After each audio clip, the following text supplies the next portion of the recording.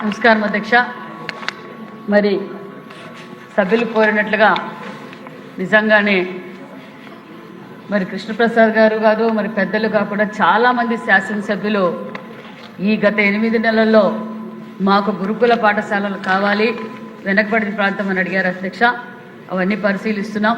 ఈ గురుకులాలు నాంది పలికింది తెలుగు రాష్ట్రాల ముద్దు బిడ్డ తెలుగు వెలుతుకు ప్రజలు సూర్యచంద్ర ఉన్నంతకాలం మరవలేని నాయకుడు అన్న నందమూరి తారక రామారావు గారు ఈ గురుకుల పాఠశాలలు మొదలుపెట్టారు అధ్యక్ష. మరి గురుకులాలు మొదలు పెట్టడం అప్పట్లోనే మన రాష్ట్రం విడిపోయినప్పుడు మనకు 42 గురుకులాలు ఉన్నాయి, 41 ఉన్నాయి. మళ్ళీ మన మాన్యశ్రీ ముఖ్యమంత్రి చంద్రబాబు నాయుడు గారు బీసీల పక్షపాతాన్ని మరొక్కసారి నిదర్శనం చేసుకున్నారన్న విషయాన్ని కూడా మీకు తెలియజేస్తున్నాను అధ్యక్ష.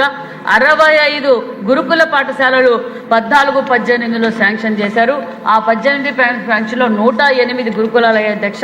108లో 106 గురుకులాలు బీసీల పక్షపాతి ప్రభుత్వం పార్టీ తెలుగుదేశం ప్రభుత్వం అని చెప్తున్నా. గత ప్రభుత్వంలో 2 మాత్రమే శాంక్షన్ చేశారు. అంటే 108 గురుకులాలు ఉంటే 2 మాత్రం శాంక్షన్ చేశారు అధ్యక్ష. మరి అందులో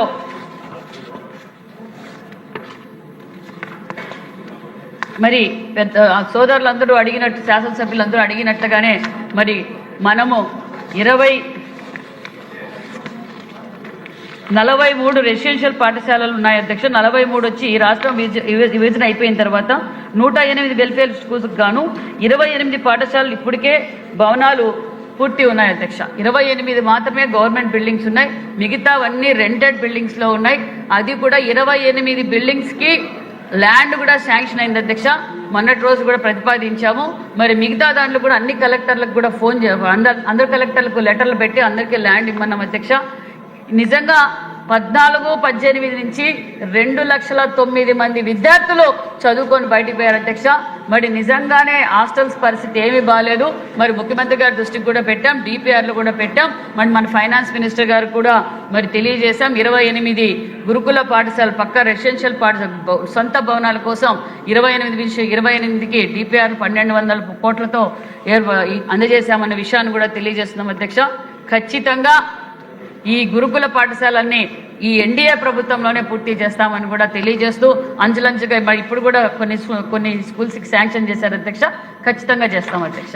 అదేవిధంగా మరి నేను కూడా వెళ్ళాను అధ్యక్ష కొండపల్లికి. నిజంగానే హోమ్ మినిస్టర్ గారు దయ ఉంచి మా బీసీ బిడ్డల కోసం ఆ స్థలం ఇస్తే నిజంగా చాలా అవసరం. ఇప్పుడు అక్కడంతా పాములు చెట్లు అన్నీ ఉన్నాయి అధ్యక్ష. మరి హోమ్ మినిస్టర్ గారు కూడా ఈ సభ ద్వారా కూడా ప్రత్యేకంగా అడుగుతున్నాం అధ్యక్ష. Thank you. మినిస్టర్ గారు కూర్చోమ్మా. నా సజెషన్ ఏంటంటే కొత్త గురుకుల పాఠశాల గురించి కొంచెం టైం తీసుకున్నా పర్లేదు.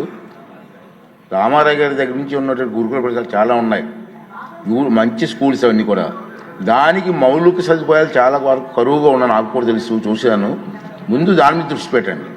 మీ డిపార్ట్మెంట్ మీరు కలిసి కూర్చొని దానికి చేస్తే బెటర్ ఉంటుంది.